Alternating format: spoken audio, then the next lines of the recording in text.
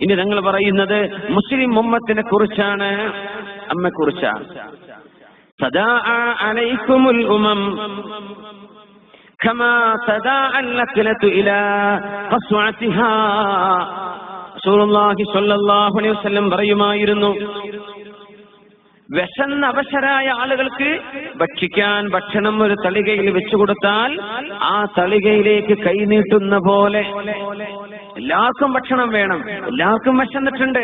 പക്ഷേ എല്ലാവരുടെയും ഭക്ഷണം മുസ്ലിം ഉമ്മത്താണ്, മുസ്ലിമീങ്ങളാണ് അവരുടെ ഭക്ഷണം.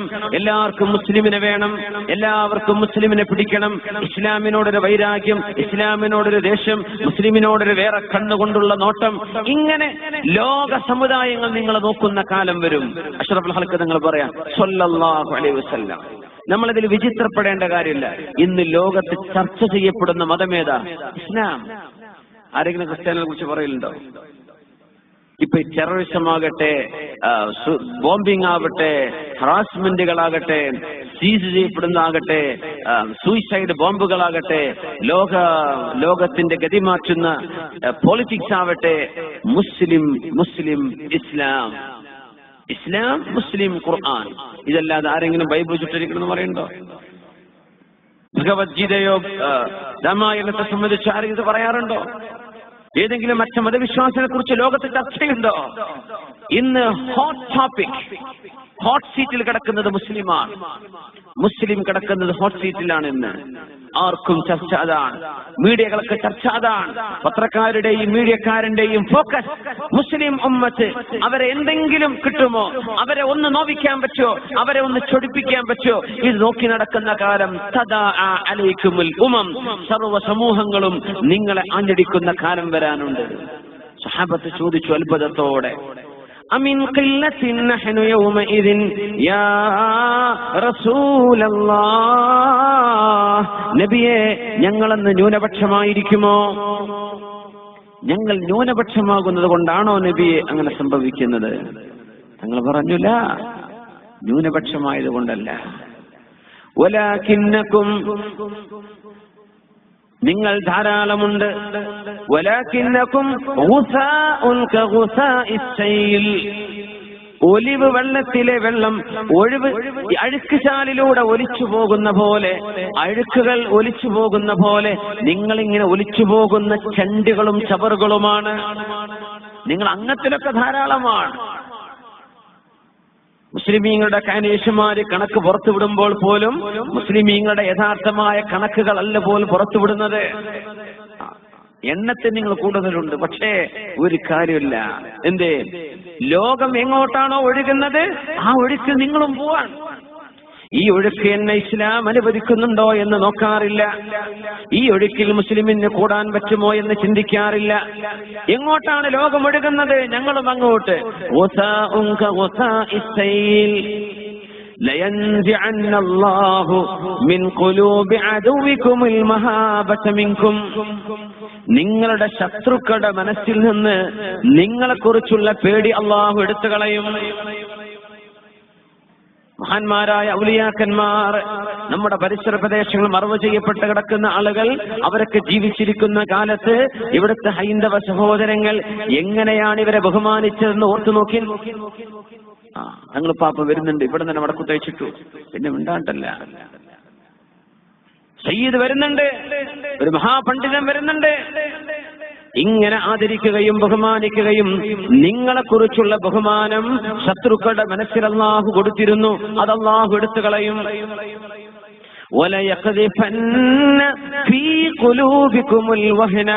നിങ്ങളുടെ മനസ്സിന്റെ ഉള്ളിൽ വഹൻ എന്ന് പറയുന്ന അസുഖം അല്ലാഹു ഇട്ടുതരും.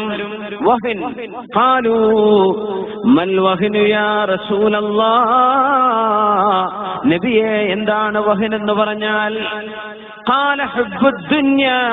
ധാരാളം പൈസ ഉണ്ടാക്കണമെന്ന ആഗ്രഹം മനസ്സിൽ വരികയും, ധാരാളം പൈസ ഉണ്ടാക്കണം, ധാരാളം പൈസ വേണം, ഇതല്ലാതെ മറ്റൊരു ചിന്തയും നിങ്ങളുടെ മനസ്സിലില്ലല്ലോ.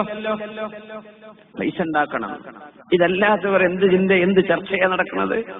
പൈസ ഉണ്ടാക്കണം, പൈസ വേണം, കാശുണ്ടാക്കണം എന്നല്ലാതെ മറ്റൊരു ചർച്ചയും നിങ്ങളുടെ ചർച്ചകളിലില്ല, മറ്റൊരു ചിന്തയുമില്ല.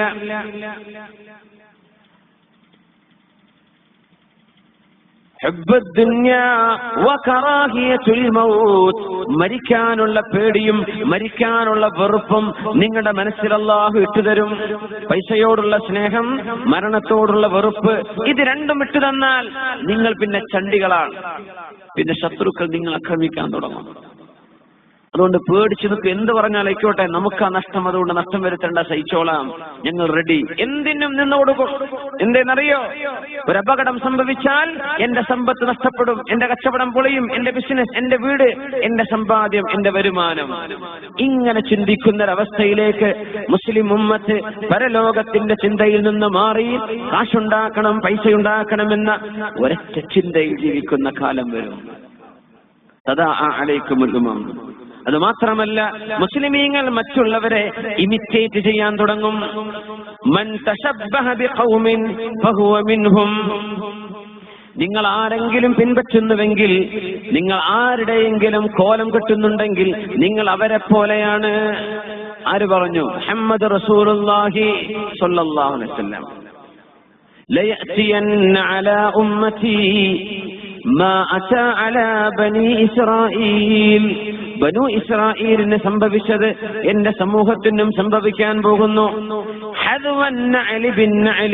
ചെരുപ്പ് ചെരുപ്പിനോളം യോജിക്കുന്ന പോലെ, വലതും ഇടതും ചെരുപ്പ് ഒരേപോലെ ആവണ്ടേ, അതുപോലെ ബനു ഇസ്രായേൽ സമൂഹത്തിന് സംഭവിക്കുന്ന പോലെ എന്റെ ഉമ്മത്തിനും സംഭവിക്കാൻ പോകുന്നുണ്ട്. ജൂതന്മാരുടെയും ക്രിസ്ത്യാനികളുടെയും ആചാരങ്ങൾ നിങ്ങൾ പിൻപറ്റുക തന്നെ ചെയ്യും. ശിബ്റൻ ശിബ്റൻ, ദിറാഅൻ ദിറാഅൻ, മുഴത്തിന് മുഴമായി, ചാണിന് ചാണായി ക്രിസ്ത്യാനികളും ജൂതന്മാരും ഉണ്ടാക്കുന്ന ആചാരങ്ങൾ നിങ്ങൾ പിൻപറ്റുക തന്നെ ചെയ്യും. حتى إن كان منهم من أتى أمه علانية لكان في أمتي من يصنع ذلك. ക്രിസ്ത്യാനികളും ജൂതന്മാരും എന്ന് പറഞ്ഞാൽ ആരാ? പാശ്ചാത്യന്മാർ. അമേരിക്കക്കാരനും യൂറോപ്പുകാരനും പടിഞ്ഞാറുകാരൻ പരസ്യമായി തന്റെ ഉമ്മയെ വ്യഭിചരിച്ചിട്ടുണ്ടെങ്കിൽ, ഇൻസെസ്റ്റ് എന്ന് പറയാ, കുടുംബ ബന്ധത്തിലുള്ള ആളുകൾ പരസ്പരം സെക്ഷൽ ശാരീരികമായ ബന്ധത്തിൽ ഏർപ്പെടുന്നത് ഇൻസെസ്റ്റ്. അത് ചെയ്യുന്ന സ്വഭാവം പടിഞ്ഞാറുകാരിൽ ഉണ്ടെങ്കിൽ, ആങ്ങളെ പെങ്ങളുടെ കൂടെ കിടക്കുന്നത്, ഉമ്മയുടെ കൂടെ മക്കൾ കിടക്കുന്നത്, വ്യഭിചരിക്കുന്നത് പാശ്ചാത്യന്മാർ ചെയ്തിട്ടുണ്ടെങ്കിൽ എന്റെ സമൂഹത്തിലും അത് ചെയ്യുന്നവരുണ്ടാകും. എങ്ങനെ? കള്ളു കുടിച്ചിട്ട് ഉമ്മ ഏതാണെന്നോ പെങ്ങൾ ഏതാണെന്നോ സ്വന്തം മോൾ ഏതാണെന്നോ തിരിയാത്ത വാപ്പമാരില്ലേ? പാശ്ചാത്യന്മാർ ചെയ്തു കൂട്ടുന്നത്, വ്യവസ്ഥാപിതമായി അവർ ചെയ്യുന്നത്, അതിന് വെബ്സൈറ്റുകൾ ഉണ്ടാക്കുന്നത്, അതിന്റെ മാഗസിനുകൾ ഉണ്ടാക്കുന്നത്, എന്തിന്? കുടുംബ ബന്ധങ്ങളിൽ രക്തബന്ധമുള്ള ആളുകളെ തമ്മിൽ വ്യഭിചരിപ്പിക്കാൻ. അതവർ ചെയ്താൽ ലകാന മിൻ ഉമ്മതി മൻ യസ്നഉ ദാലിക, അതൊക്കെ ചെയ്യുന്ന ആളുകൾ എന്റെ സമൂഹത്തിലും വരാനുണ്ടെന്ന് മുത്ത് റസൂലുള്ളാഹി സ്വല്ലല്ലാഹു അലൈഹി വസല്ലം സംഭവിച്ചില്ലേ? പത്രങ്ങൾ കാണുന്നില്ലേ? ന്യൂസുകൾ കേൾക്കുന്നില്ലേ? പത്രക്കാർക്ക് കിട്ടാത്ത നാടിന്റെ ഉള്ളിൽ അടക്കം പിടിച്ചു കേൾക്കുന്ന വർത്തമാനങ്ങളില്ലേ? പുറം നാട്ടുകാർ അറിയാത്തത് ഓരോ മഹല്ലിന്റെയും സ്വകാര്യം, ഓരോ കുടുംബത്തിന്റെയും നാറിയ സ്വകാര്യങ്ങൾ നമുക്കില്ലേ? നിങ്ങൾ പിൻപറ്റും സനനമൻ കാന ഖബലക്കും, ജൂതന്മാരുടെയും ക്രിസ്ത്യാനികളുടെയും ആചാരങ്ങൾ. ഹത്താ ലൗ ദഖലൂ ജുഹറ ദുബ്ബിൻ തബിഅതുമൂഹും. ഒരു ഉടുമ്പിന്റെ ഗുഹയിൽ ഒരു യൂറോപ്പുകാരൻ കടന്നാൽ, ബ്രിട്ടീഷുകാരൻ കടന്നാൽ, അമേരിക്കക്കാരൻ കടന്നാൽ നിങ്ങളും അത് ചെയ്യും. അവരെന്ത് സ്പോർട്സ് ആണോ ചെയ്യുന്നത് അത് നിങ്ങൾ ചെയ്യും. അവർക്ക് എന്തെല്ലാം എന്റർടൈൻമെന്റുകളുണ്ടോ അതൊക്കെ ഇവിടെ, അവർക്ക് എന്തെല്ലാം ഉണ്ടോ അതൊക്കെ നമ്മുടെ നാട്ടിലും. അതിന്റെ ഭാഗമാണ് നമ്മുടെ ബർത്ത്ഡേ ആഘോഷങ്ങളൊക്കെ. മക്കൾക്ക് ബർത്ത്ഡേ ആകുമ്പോഴേക്കും നമ്മൾ കേക്ക് മുറിക്കുന്നു. കേക്ക് മുറിക്കുക നമ്മുടെ ആചാരാണോ? അത് ആരാ കൊണ്ടുവന്നത്? ക്രിസ്ത്യാനികളും ജൂതന്മാരുമാ. നമ്മൾ എമ്പാടും ചെയ്യുന്നില്ലേ? എന്താ പാർട്ടിയൊക്കെ? സുബ്ഹാനല്ലാഹ്. നിങ്ങളത് ചെയ്യും. മൻ തശബ്ബഹ ബിഖൗമിൻ ഫഹുവ മിൻഹും. ഏതെങ്കിലും ഒരു സമൂഹത്തിന്റെ ആചാരം നിങ്ങൾ ഏറ്റെടുത്താൽ നിങ്ങൾ അവരിൽപ്പെട്ടവരാണ്, മുസ്ലിമല്ല. നമുക്ക് ചെയ്യാൻ പാടുണ്ടോ? ഒരു കുട്ടി ജനിച്ചെന്ന് സന്തോഷിച്ചു, കുഴപ്പമുണ്ടായിട്ടില്ല. അനിസ്ലാമികമായ ആചാരങ്ങൾ അവിടെ പാടുണ്ടോ? ഇല്ല. അനിസ്ലാമികമായി ഇതവിടെ ചെയ്യാൻ പാടുള്ളതാണോ?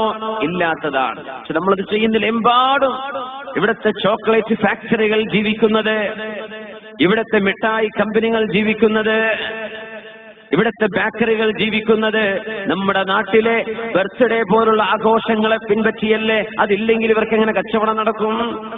അതിന്റെ മാർക്കറ്റിംഗ് നടക്കുന്നില്ലേ? എന്തൊക്കെ അവർ ചെയ്യോ നിങ്ങളും ചെയ്യും. ഉദാഹരണം പറഞ്ഞതാണ്. ഇങ്ങനെ നോക്കിയാൽ പാശ്ചാത്യന്മാർ എന്ത് കൊണ്ടുവരുന്നുവോ അതെല്ലാം നിങ്ങൾ പിൻപറ്റുന്ന അവസ്ഥ അന്ത്യനാളിന്റെ മുമ്പ് വരാനിരിക്കുന്നുണ്ടെന്ന് ഗൗരവത്തോടെ താക്കീത് എന്ന നബിയാണ് മുഹമ്മദ് റസൂലുള്ളാഹി സ്വല്ലല്ലാഹു അലൈഹി വസല്ലം.